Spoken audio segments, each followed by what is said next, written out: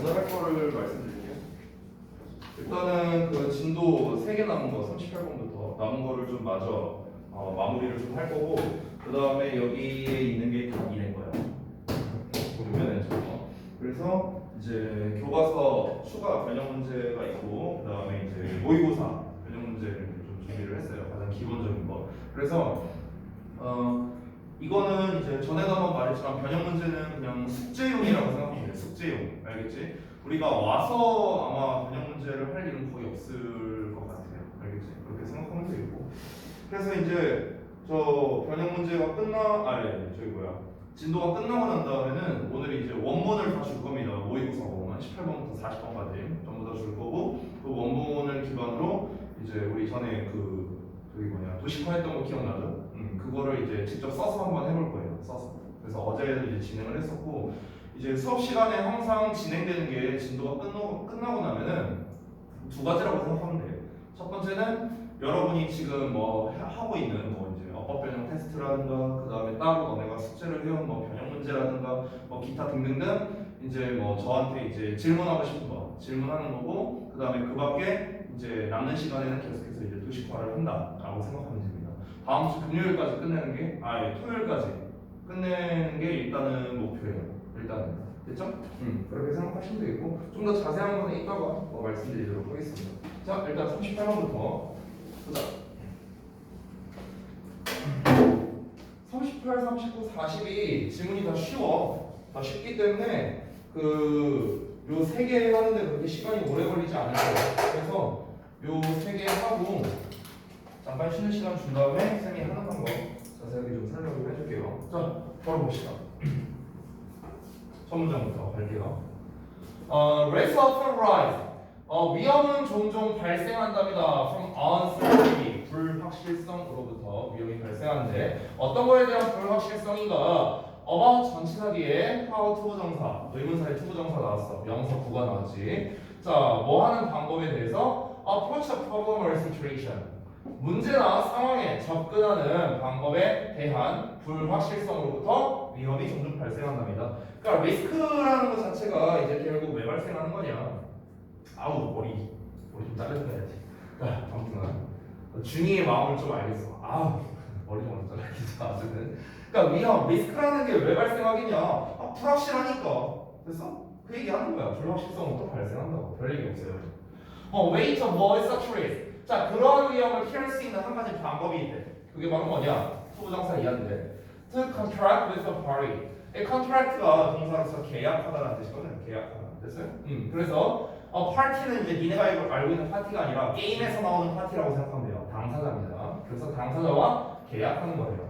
자, 어떤 당사자냐? Who is experienced. 자, 경험이 있고 그리고 knows how to do it. 그것을 하는 방법을 알고 있는 당사자와 계약하는 거예요. 됐어? 자, 무슨 말이냐?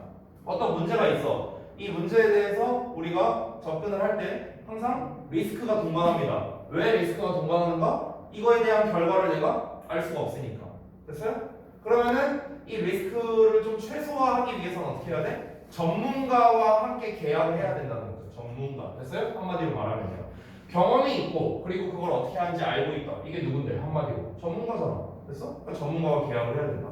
여러분이 이제 예를 들어서 뭐 주식 투자를 한다고 쳐봐. 근데 주식에 대해서 잘 모를 가능성이 높잖아요. 그렇죠? 그러니까 그 주식 투자라는 거를 이제 문제 또는 상황에 접근한다라고 보시면 됩니다. 어떻게 내가 주식 투자를 해야 되지? 근데 여기에서는 뭡니까? 불확실성이 많잖아. 그러니까 리스크가 동반될 수밖에 없어. 그래서 어떻게 하는 거야? 주식을 잘하는 뭐 펀드 매니저나 이런 전문가가 되겠죠. 전문가와 계약을 하는 거겠죠. 이 사람한테 일정한 금액을 주고 수익 나면은 네가 몇 프로 띄먹어. 뭐 이런 거겠지 뭐. 됐어? 자, 그래서 예시 나옵니다. For example, 예를 들어서 to minimize the financial risk. 여기서 뭐 대놓고 말했네. financial risk라고요. 재정적인 위험을 최소화하기 위해서입니다. 어떤 재정적 위험인가? associated with the capital cost of tooling and equipment. 도구와 장비의 자본 비용이겠죠. 자본 비용과 관련되어 있는 그런 재정적 위험을 피하기 위해서랍니다. 자, 뭐에 대한 거냐? For production of a large complex system. 뭔가 크고 복잡한 시스템의 생산을 위해서요. 그런 생산을 위한 도구와 장비. 됐어요? 그러니까 무슨 말이냐면요. 예를 들어서 우리가 어떤 기업체를 운영하고 있다고 쳐봐요. 기업체를 운영하고 있는데 기업에서 어떤 뭐 예를 들어 뭐 복사기를 만든다고 쳐봐. 복사기를 만든다. 근데 이 복사기에 들어가는 굉장히 많은 그런 부품들이 있을 거 아니냐, 그렇죠? 예를 들어서 이 복사기에 뭐 나사가 하나 필요하다고 쳐봐, 나사가. 그래서 그러면은 그 나사를 만드는 데 있어서 필요한 도구나 장비가 있을 거 아니냐, 그렇잖아. 근데 우리 기업체는 그 기계를 만들 수 있어. 이 나사를 대량 생산하는 기계를 만들 수는 있어. 근데 거기에 들어가는 자본 비용이 어떠냐는 거야. 당연히 클 수밖에 없다는 거지. 우리가 기껏 복사기 만들었는데 잘 안 팔리면 어떻게 돼? 괜히 쓸데없는 기계 하나 만드는 셈 되는 거 아니야. 그렇지? 그러니까 자본적 리스크가 있을 수 있다는 거죠. 이해되냐 뭐 말인지? 그러니까 그런 거와 관련된 재정적 위험을 최소화하려면 어떻게 해야 됩니까? 이거를 우리가 만들면 안 되겠죠. 그렇죠? 어디다가 맡겨야 돼? 하청 맡겨야지, 하청. 그래서 그 다음에 나오는 거야. manufacturer, 제조자는요, 뭐, subcontract라고 나와있지? 컨트랙트가 계약하다라고 했지. 근데 sub이 나왔어. sub은 아래라는 뜻이야, 아래. subway, 아래로 다니는 길이잖아, 지하철. 됐어요? 그래서 아래와 계약을 하는 거야. 이게 뭐야? 하청주다라는 뜻이야, 하청주다. 됐냐? 그래서 제조업자는요, 하청을 줄 수도 있다는 거야. 어떤 제품을요. Of the system's major components. 그 시스템의 주요 부품에 대한 생산을 하청을 줄 수 있다. 이 나사 하나가 이제 주요 부품인데, 근데 이거를 만들기 위한 도구나 장비, 쉽게 말하면 기계, 이거를 생산하기에는 좀 리스크가 큰 거지. 됐어요? 왜냐면 그 기계를 만드는 데 또 들어가는 돈, 그 공장을 세우는 데 들어가는 돈, 이런 게 들 테니까. 그러니까 이미 그 기계가 있는 하청업체한테 계약을 해갖고, 야, 니네가 만들어서 우리한테 납품 좀 해. 이런 식으로 할 수 있겠죠. The suppliers is familiar with those components. 그래서 그러한 어떤 부품들과 좀 친숙한 공급자들, 됐어요? 그런 부품과 친숙한 공급자들이라면 이런 거를 뭐 전문으로 하는 뭐 그런 업체가 있겠죠. 그렇죠? 제가 예전에 이제 그 회사를 다닌 적이 있었는데요. 회사 생활을 한 이제 2년 정도 했었어요. 예전에. 근데 이제 그때도 어떻게 했냐면은 우리가 좀 이제 중견기업 이상은 됐거든요. 제가 다니던 회사가. 그때 제가 마침 다녔던 회사가 진짜 복사기 회사였어요. 근데 이제 그때 거기에서 근데 이제 여러분은 잘 모를 텐데 그 블레이드라는 게 있어요. 이제 저 복사기 부품 중에 이렇게 철이라고 해야 되나? 철은 아니고 이게 그 찰광 같은 걸로 되어 있는 이렇게 바같이 이렇게 생긴 게 있는데 이게 이 크기가 1mm 단위로 이 나오는 게 달라져요. 저 인쇄 품질이 달라져요. 1mm 단위로. 그래서 1mm 깎은 거, 1.2, 1.5mm 깎은 거, 막 이런 거를 이제 막 이렇게 한 거야. 근데 이제 그거를 우리가 일일이 이제 손으로 하면은 당연히 이제 정확도도 떨어지고 그 기계를 사기에는 사실 이제 비용 낭비고 이러니까 이제 하청을 맡긴 거죠. 네, 그러니까 똑같은 개념이에요. 똑같은 개념. 됐죠? 자, 그래서 바로 이어서 보자면 This relieves 하고 나오는데 relieve는 이제 덜어준다는 거죠. 그래서 이것은 뭘 덜어주냐? The manufacturer of the financial risk. 그래서 그 제조업자에게 있어서 재정적 위험을 덜어준답니다. 뭐와 관련된 겁니까? 그 도구와 장비와 관련된 재정적 위험을 덜어준다는 거죠. 자, 뭐 하고자 하는 이제 도구와 장비냐? To produce these components. 이러한 제품을 만들어내기 위한 그런 도구와 장비가 있겠죠. 이거와 관련 있는 재정적 위험. 됐어? 이거를 이 제조업자에게 덜어준다라는 겁니다. 여기서 조금 특이한 게 뭐냐면요. 지금 얘에게 뭐뭐를 이제 덜어준다라고 지금 해석을 했거든요. 여기 오브가 있는데. 그러니까 사형식처럼 지금 해석이 됐다라는 게 조금 특이한 거야. 뭐 어법적으로 볼 거는 없어. 그냥 해석만 주의하면 돼. 예를 들어서 우리 이런 표현도 있거든. 인품 같은 거. 인품도 있고 뭐 예를 들면 뭐 리마인드도 마찬가지야. 리마인드. 지금 여기 나와 있는 relieve도 마찬가지야. 이게 다 같은 패턴이거든. 지금 여기 있는 A를 전부 다 간접 목적어처럼 해석하고 뒤에 나와 있는 B를 직접 목적어처럼 해석하면 돼. 이런 패턴들이 있어. A에게 B를 알리다, A에게 B를 생각나게 하다, A에게 B를 완화시켜주다, 덜어주다 이렇게 되는 거야. 그래서 이런 패턴으로 해석이 되는 거야. 그래서 manufacturer에게, 제조업자에게 재정적 위험을 덜어주다 이렇게 해석이 된 거다. 알겠지? 자, 이어서 가볼게. However, 그러나 transfer of one kind of risk, 자, 한 가지 종류의 위험의 전이는요. 종종 뭘 의미하는가? Inherit another kind. 자, 또 다른 종류를 이어받는다는 걸 의미한대요. 또 다른 종류의 위험을 말하는 겁니다. 자, 이게 무슨 말이냐면은 지금 잘 봐. 우리 기업에서 리스크가 있습니다. 어떤 리스크가 있는 거야? 어떤 도구와 장비와 관련된 금전적 리스크죠. 그렇죠? 이게 있었죠. 그렇죠? 그래서 이 리스크를 어떻게 했습니까? 전이시킨 거잖아. 전이. 어디로 전이시켰어? 하청업체한테 줬잖아. 됐어? 하청업체한테 줬으니까 리스크가 넘어간 거죠. 됐나요? 우리는 리스크가 없어. 우리는 그러니까 여기서 말하는 리스크는 뭐야? 다시 한번 금전적인 리스크라고. 금전적인 리스크. 우리가 그 부품을 만들기 위한 또 공장을 세우거나 기계를 만들거나 이럴 필요가 없어진 거잖아. 하청을 맡겼으니까. 돈만 주면 되잖아요. 그냥. 됐어요? 그런데 이렇게 하면은 그럼 이제 더 이상 우리가 복사기를 만드는 데 있어서 문제가 안 생기겠네? 그게 아니라는 거야. 리스크를 하나 덜었으면은 다른 종류의 리스크가 온다는 거야. 그 얘기하는 거야 지금. 됐어? 한 가지 리스크가 저쪽으로 갔잖아. 근데 그렇게 되면 뭐야? 또 다른 종류의 리스크가 이어진다라는 겁니다. 그럼 그 또 다른 종류의 리스크가 뭘까? 그걸 한번 볼게요. 자, for example입니다. 예를 들어서 subcontracting work for the component. 그 부품에 대한 하청을 준다는 건요. Puts the manufacturer. 그 제조업자를요. 그러니까 제조업자라는 거는 기업이라 생각하면 돼요. 그 제조업자를 어디다가 두느냐? In the position. 위치에다가 둔답니다. 어디 위치에? Of relying on outsiders. 여기 딱 나오네. 여기 있는 아웃사이더가 누구예요? 하청업체겠지. 됐어? 그러니까 하청업체에다가 의존하게 되는 위치에 놓게 된다는 거야. 아, 이런 말인 거야. 됐어? 예를 들어서 하청을 줬어. 근데 이제 사실 우리가 뭐 여기서 막 가불관계를 따질 수 없지만 엄밀히 따지면 여기가 갑이고 여기가 을이잖아요. 그렇죠? 근데 얘네 입장에서 이제 예를 들어서 얘네 이제 사장님이 이제 여기 가갖고 이제 막 이제 계약을 하는 거야. 딜을 거는 거야. 우리 이거 단가 좀 물려줘라. 우리 이거 직원들 월급도 안 나온다. 막 이러면서. 그러면 이제 여기 기업에서는 안 된다. 지금 주고 있는 것도 우리는 많이 주고 있는 거다. 안 깎는 거를 다행으로 생각해라. 막 이러고 있어. 그럼 이제 얘네가 빡쳐갖고 아씨 그럼 우리 안 만든다. 파업한다. 니네 알아서 해라. 이렇게 나갈 수 있다는 거야. 그러면 얘네 입장에서는 그러면 딴 데 또 알아봐야 되는데 이렇게 되는 거잖아. 근데 딴 데 알아보는 또 그 비용이 들 거 아니야. 시간도 들 거고 그리고 얘네만큼 잘 만들어 줄지도 모르는 거고 다 불확실투성이잖아. 아까 처음에 나왔잖아. 불확실한 거에서부터 리스크가 온다고. 됐어요? 그러니까 이제 얘네가 뭐가 되는 거야? 이 가불관계가 바뀌게 되는 거야. 이제 얘네가 이제 배째라 이거지. 그럼 딴 데 가서 바뀌든가. 우리만큼 잘 만들어준 데가 어딨어? 해. 딴 데 가서 해. 이렇게 된다는 거야. 그럼 이제 어쩔 수 없이 얘네들은 울며 겨자 먹기식으로 줄 수밖에 없겠죠. 뭐.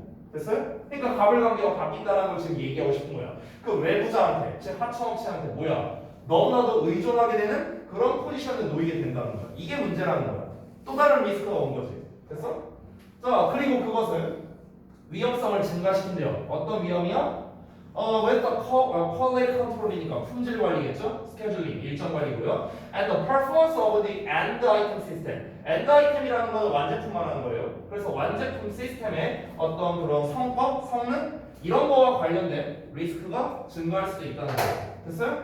아니 얘네가 막 단가 올려달라고 했어. 안 올려줘. 그럼 이제 얘네들 빡쳐. 야야야 대충해. 사장이 야 대충해. 쟤네 납품 뭐 단가도 안 올려주네. 야 대충해. 품질 관리 제대로 안 하고. 막 얘네가 언제까지 기한 맞춰주세요. 싫은데? 이렇게 될 수 있다는 거야. 우리 지금 바쁜데? 우리 직원들 우리 지금 월급 얼마 안 돼갖고 직원들 다 잘랐는데? 못해. 한 달 뒤에 줄게. 이렇게 될 수도 있다는 거야. 내가 지금 최악의 상황을 상정하고 얘기하는 거야.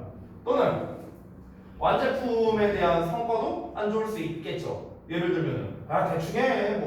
쟤네 어차피 우리 아니면 안 돼. 이런 마인드를 가지고 일할 수도 있잖아. 됐어? 그러니까 이러한 리스크가 증가할 수 있다는 거죠. 결국 그 제품 자체에. 자, 그러면은 어쩌라는 거야. 하지만 이러한 리스크는 종종 어떻게 될 수 있다? Can be reduced. 감소될 수 있대. 뭘 통해서? Careful management of the suppliers. 겁나 성의 없게 썼다. 공급업자들의 신중한 관리를 통해서요. 이런 말은 누가 못해. 저기서 말하는 공급업자 누구야? 기업. 됐어? 기업의 신중한 관리를 통해서요. 아니 그 신중한 관리가 뭔지 알려줘야지. 아무튼만 그러네. 이 글에서는요 리스크를 관리하는 법에 대해서 알려준 거거든. 근데 리스크를 관리하는 법을 두 개를 알려줬어. 두 개를. 하나가 뭐였어? 어떤 거? 전문가. 즉 전문가와 또는 수면자와 계약을 한다는 거죠. 나머지 하나가 뭐야? 어떤 거? 리스크를 줄이는 법. 또 뭐 나왔어? 여기 나왔잖아 마지막에. 공급업자의 신중한 관리. 됐어? 이거야 이거. 그러니까 결국 이 글에서 말하고 싶은 건 뭐냐면은 그 이제 재정과 관련된 그 리스크를 줄이는 방법에 대해서 지금 얘기를 하는 거예요. 재정과 관련된 리스크를 줄이는 방법. 좀 더 정확하게 말하자면 이제 기업이 이제 재정과 관련된 리스크를 줄이는 방법을 대해서 얘기를 하는 거겠죠. 단순히 하청만 준다고 리스크가 낮아지는 게 아니라고 했습니다. 하청을 줬을 때도 또 다른 리스크가 생길 수 있다는 예시가 나왔죠. 그러니까 이것까지 리스크를 줄이려면은 이것까지 해야 된다라는 거죠. 됐나요? 자, 그래 주제 바로 써보겠습니다. 여러분도 써주시고요.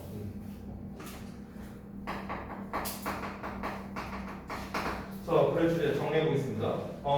숙련자와의 계약과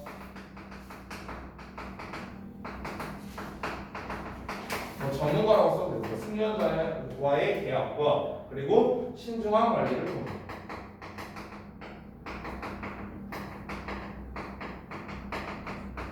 신중한 관리를 통해 위험을 관리할 수 있다.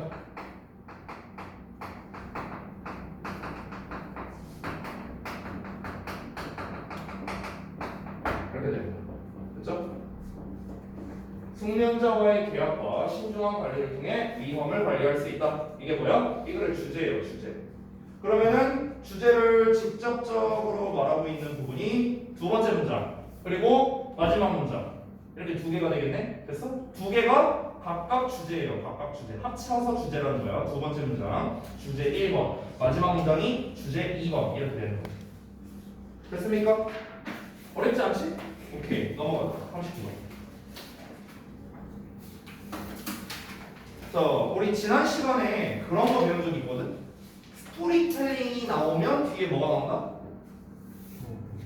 교훈 나온다라고 했어. 교훈, 시사점, 요지 이런 게 나온다고 했죠. 이 글도 또 똑같은 패턴이야. 내가 전에 한번 얘기한 적이 있는데 이번 고2 모의고사는 스토리텔링류가 굉장히 많아요. 굉장히 많아. 그래서 함축된 의미를 파악해야 되는 그런 시리즈가 되게 많습니다. 그래서 제가 말했다시피 우리가 단순 해석이라든가 단순 직독직해라든가 이런 거는 뭐 어렵지 않아요. 문제풀이도 어렵지 않아. 근데 문제는 뭐가 어렵냐? 내신 대비가 나오면 상당히 어려워질 수 있다는 거예요. 특히 우리 대진고 같은 경우는 추론의 영역이 되게 많단 말이야 시험에서. 그러니까 너네가 이런 교훈에 관련된 스토리텔링 얘기가 나오면은 스토리텔링만 보고도 이 글의 교훈이 이거구나 라는 걸 너네가 알아야 된다는 거야.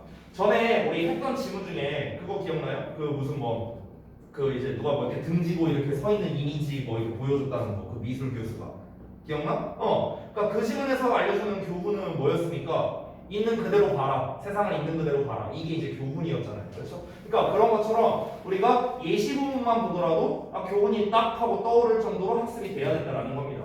이 글 같은 경우는 어떠냐면요, 맨 마지막 문장이 역시나 교훈 주제가 되는 건데 여기서 대놓고 말하고 있어. 맨 마지막 문장 잠깐 보면 The moral of the story 하고 나와 있거든. moral은 도덕성이라는 의미도 되고 교훈이라는 뜻도 돼. 그러면은 이 이야기의 교훈은 하면서 대놓고 말하고 있네. 됐어? 그럼 시험 어디 내겠냐? 대절 이하 빈칸 뚫으면 되는 거 아니야? 이 이야기의 교훈은 대절이다. 됐어? 그러면은 대절을 빈칸 뚫어버리면은 그 전문장까지가 스토리텔링이야 얘들아. 그 전문장까지. 그러면은 그 대절 이하를 빈칸 뚫어버리면 이 전체 스토리텔링에 대한 내용의 파악이 잘 안 된다면 당연히 못 풀겠죠. 됐어요? 그러니까 다시 한번 말합니다. 이런 류의 글에서는요, 직독직해가 중요한 게 아니에요. 직독직해뿐만 아니라 그건 기본이고요, 기본. 그래서 이거를 통해서 얘가 뭘 말하고 싶은데 이거를 파악하는 게 중요하다는 겁니다. 자, 그래서 내용 한번 같이 보도록 합시다. 자, 다시 한번 말하지만 여기 랜섬워스부터 밑에서 두 번째 줄까지 그냥 스토리텔링 이어지는 겁니다. 바로 가볼게요. 랜섬워스 the father of Oldsmobile. 자, 올즈모바일의 어떤 창립자인 랜섬워스라는 사람이 흔한 프로듀스 만들어낼 수 없었어. His pursuit carries fast enough. 충분히 빠르게 그의 말없는 마차를 만들 수 없었답니다. 말없는 마차가 뭐야? 자동차잖아, 자동차. 됐어요? 그러니까 자동차를 만들어낼 수 없었대요. 충분히 빨리 만들지 못했다는 거야. 빨리 만들지 못했다. 1901년에 그가, 즉 레스모스가 아이디어 하나를 가졌는데 어떤 아이디어냐면 to speed up the manufacturing process. 그 생산 과정의 속도를 올리고자 하는 그런 아이디어를 하나 떠올렸대. 즉 그게 어떤 거냐면 instead of building one car at a time, 한 번에 한 대의 차를 만드는 것 대신에 그는 assembly 라인을 만들었대요. 조립 라인을 만들었다는 거야. 됐어? 그러니까 한 번에 차 한 대를 만든다는 거죠. 일종의 직렬 방식이죠. 직렬 방식. 이렇게 되는 거예요. 어떤 과정을 거쳐서 한 대 만들었어. 한 대 오케이. 자, 그 다음에 또 한 10명이 달라들어서 쭉 과정을 거쳐서 또 만들었어. 두 대 오케이. 쭉 해갖고 또 한 대 만들었어. 세 대 오케이. 직렬 방식이죠. 직렬 방식. 근데 여기에서 조립 라인을 만들었다라고 했으니까 한 번에 한 대를 만드는 게 아니라 병렬식으로 만드는 거야. 여기서 찔끔 동시에 한 요만큼 찔끔 또 여기서 또 요만큼 찔끔 이런 식으로 됐어? 이렇게 해갖고 최종 완성품 이런 식으로 됐어요? 이렇게 병렬식으로 이제 만드는 거를 이제 고안해냈답니다. 그 랜서노우스라는 사람이. 자, 이어서 보자면 the acceleration in production. 자, 그 생산의 가속은 was unheard of. 전례가 없는 것이었답니다. 즉 어느 정도로 빨랐냐? 원래는 1901년에 그 자동차 425대 자동차의 생산량이었는데요. 거기에서부터 다음 해에 인상적인 2,500대 자동차로 이어졌다라는 거야. 됐어? 그러니까 똑같은 시간에 이제 자동차 생산이 425에서 2,500대로 늘어났다는 거예요. 거의 뭐 한 대여섯 배, 6배 가까이 늘어난 거죠. 됐어요? 그러니까 굉장히 이제 많이 늘었죠. 이어서 보자면 여기서 시점 바뀌거든. 한번 끊고 갈게. While other competitors were in awe. 자, 다른 경쟁사들이 깊이 감명받아 있는 상태인 동안에 뭐에 감명받았냐? This incredible volume. 볼륨이란 건 원래 부피라는 뜻이지. 근데 이제 여기에서는 양이라고 생각하면 돼. 양, amount. 그래서 이 놀라운 분량에 깊이 감명을 받은 동안 헨리 포드가 their 투동사 원형하면 감히 뭐뭐 하다라는 거거든. 감히 물어봤대. 뭐라고 물어봤냐? Can we do even better? 우리가 훨씬 더 잘 할 수 있을까? 그러니까 이것보다 훨씬 더 잘할 수 있을까? 이렇게 한번 자문을 해본 거야. 그랬는데 이어서 보자면 He was in fact, 그는 사실 able to improve upon O's clever idea. 실제로 오즈의 그런 뛰어난 아이디어를 개선시킬 수 있었답니다. 됐어요? 자, 잠깐 봐봐. 지금 이 글의 흐름을 보자면 처음에 오즈라는 사람이 오즈의 아이디어가 어땠습니까? 그러니까 조립 라인이죠, 조립 라인. 그렇죠?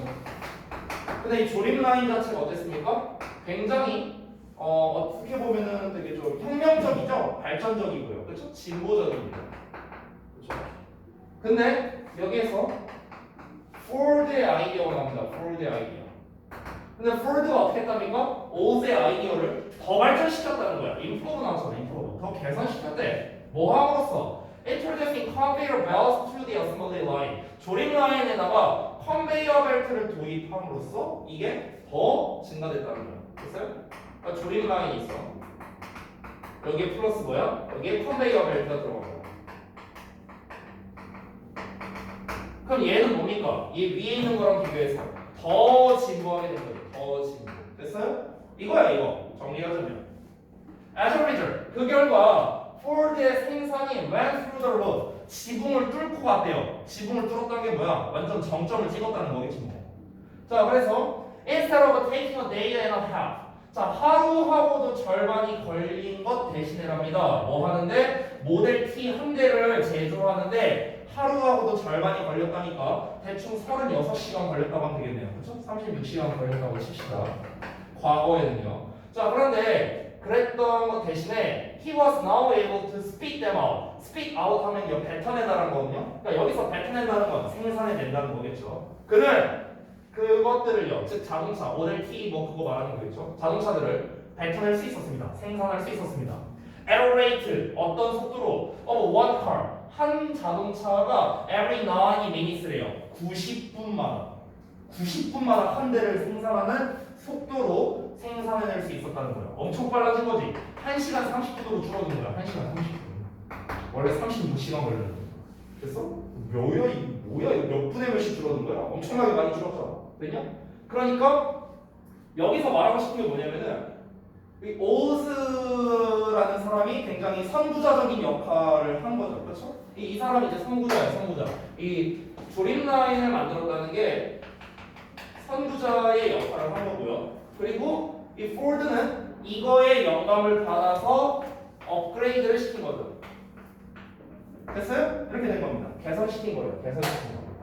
그래서 이 글에서 주는 교훈이 뭐냐? 대절이하고 중요하다 했죠. 여기가 뭐다? 여기가 바로 교훈, 시사점, 즉 요지가 됩니다. 요지가 결론이죠. 자, good progress. 좋은 진보는 is often the herald of great progress. 위대한 진보의 선구자랍니다. 종종. 됐어요? 그러니까 좋은 진보라는 게 여기서 상징하는 게 뭐야? 올드의 아이디어예요. 조립 라인 말하는 거예요. 조립 라인. 여기서 그 프로그레스가 나타나는 거. 조립 라인. 근데 조립 라인은 뭐다? 위대한 진보. 이 위대한 진보는 뭐야? 이거야 이거. 조립 라인이랑 컨베이어 벨트 합친 거. 됐어?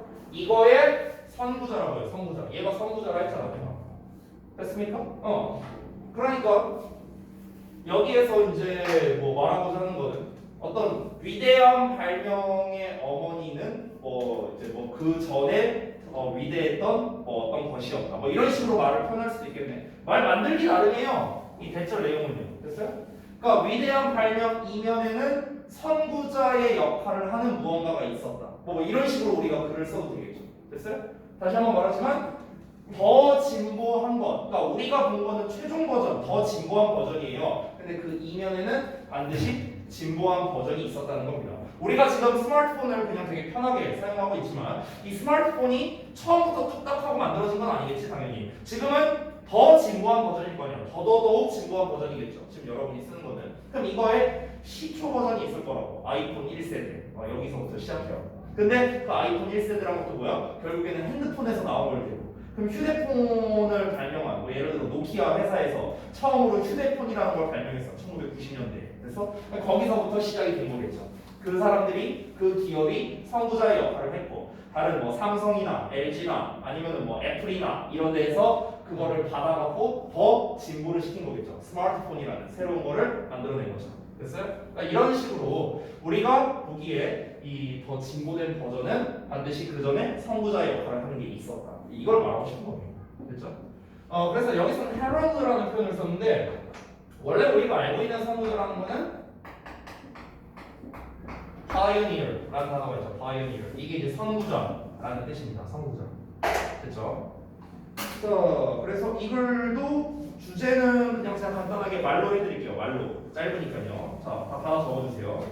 이 글의 주제는 좋은 진보는 더 위대한 진보로 이어질 수 있다입니다. 다시. 좋은 진보는 더 위대한 진보로 이어질 수 있다.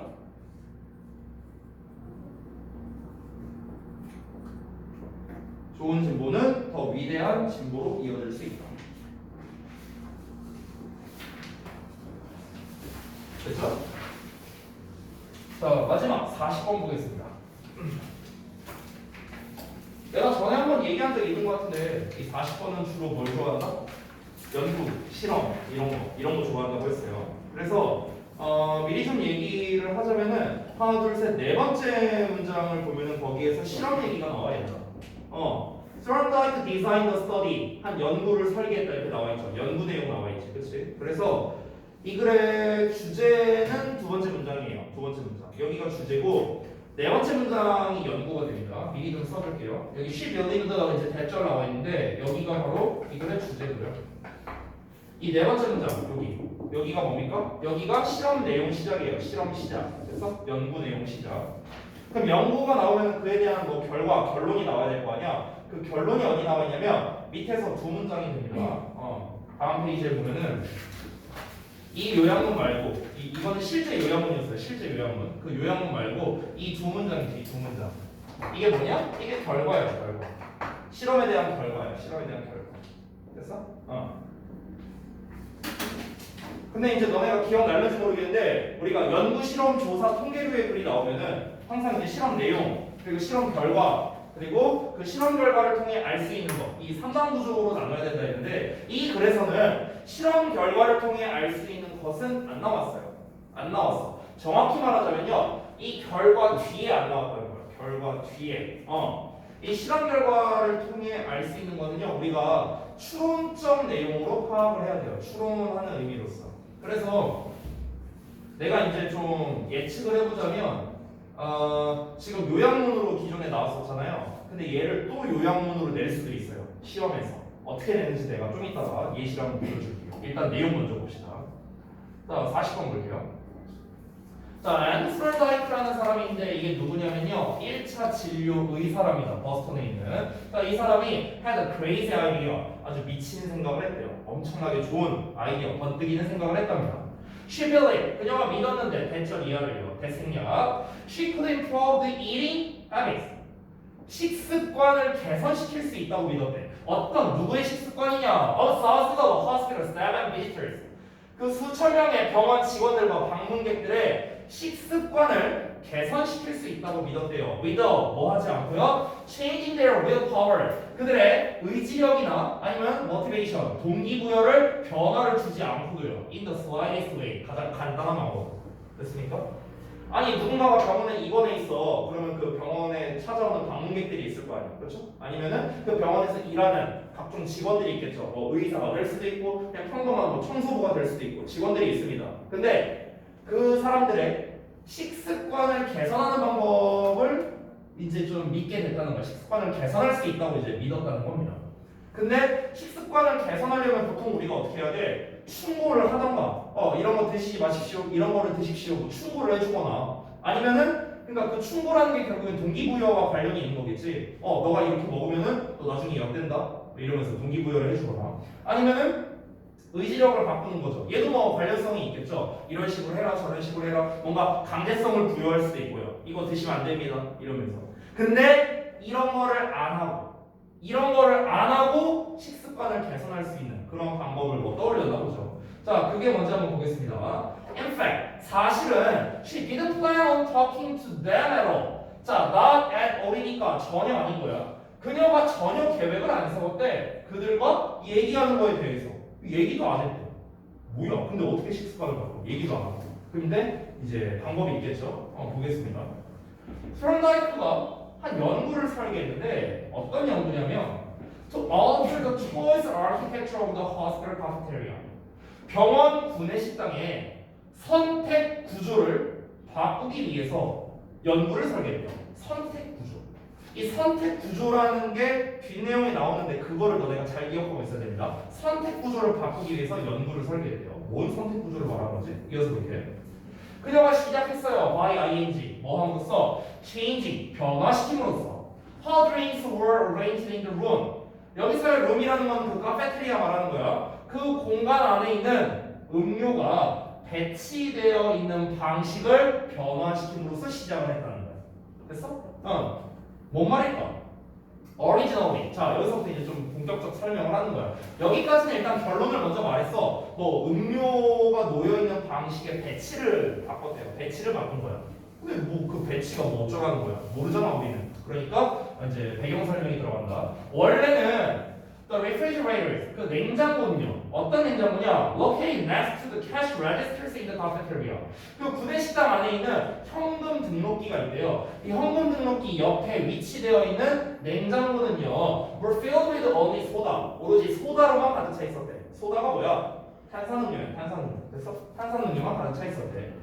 She added water. 그녀가 물을 추가했어요. As an option. 옵션으로요. To each one. 각각의 하나에다가. 즉 각각의 냉장고에다가요. 됐어요? 그 이제 구내식당에 있는 냉장고니까 뭐 그런 거지 않을까? 이제 왜 우리 음식점 가면 이렇게 이렇게 잡아당겨서 여는 거 있잖아요. 술집이래. 뭐 가봤으니까 알잖아.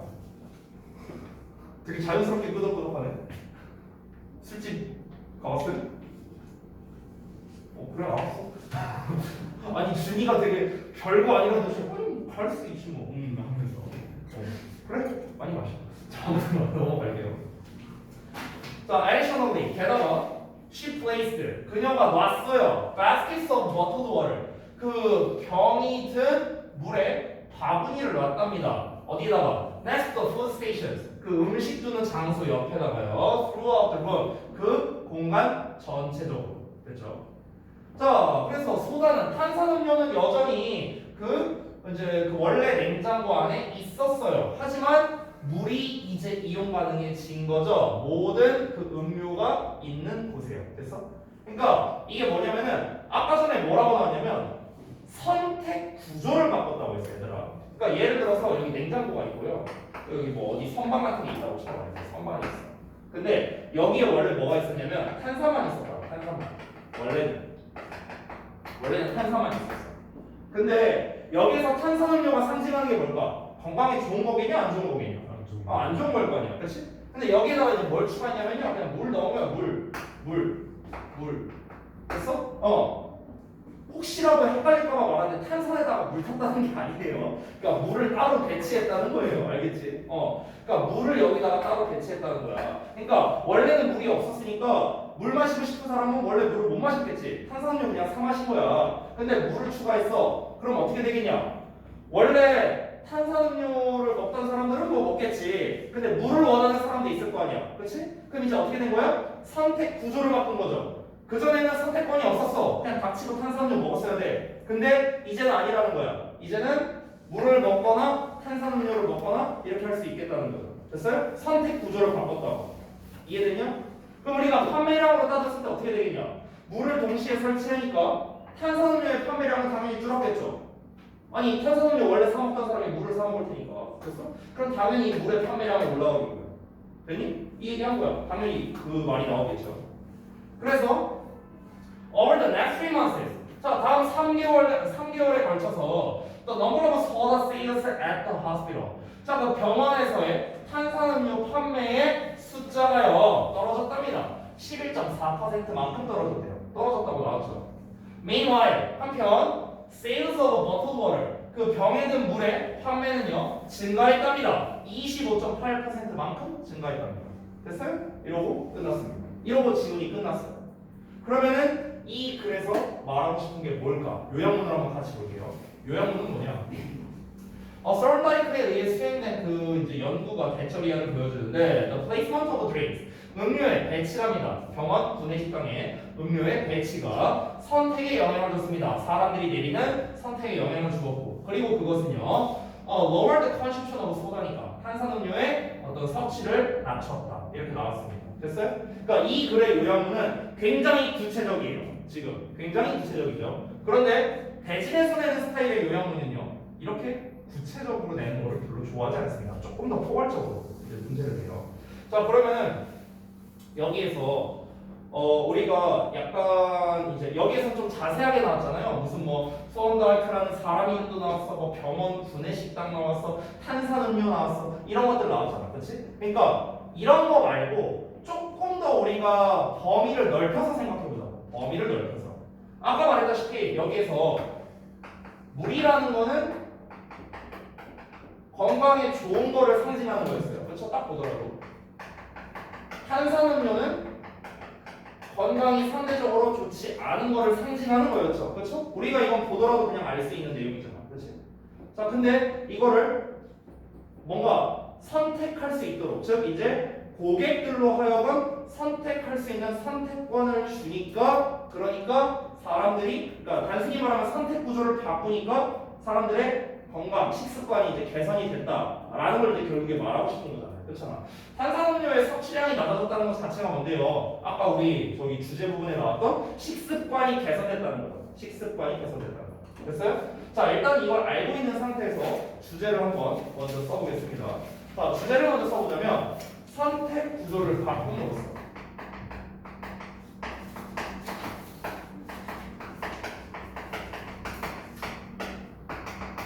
선택 구조를 바꿈으로써 사람들의 식습관을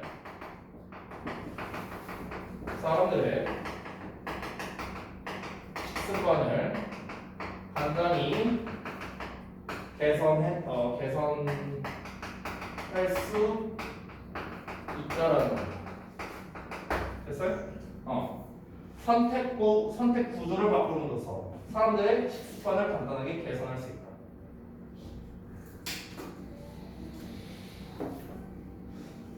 그 내가 예전에 어디 웹툰 같은 데서 봤는데 이말년이었나? 기억이 안 나네. 옛날 웹툰에 그런 게 있었어. 갑자기 생각나는데 그 이제 그 뭐지? 그 어떤 이제 맛없는 음식 막 이런 게 있었어. 그 웹툰에 나왔던 거였는데 맛없는 음식이 있었어. 그래갖고 이제 이 뭐 예를 들어 당근이야 당근. 그러면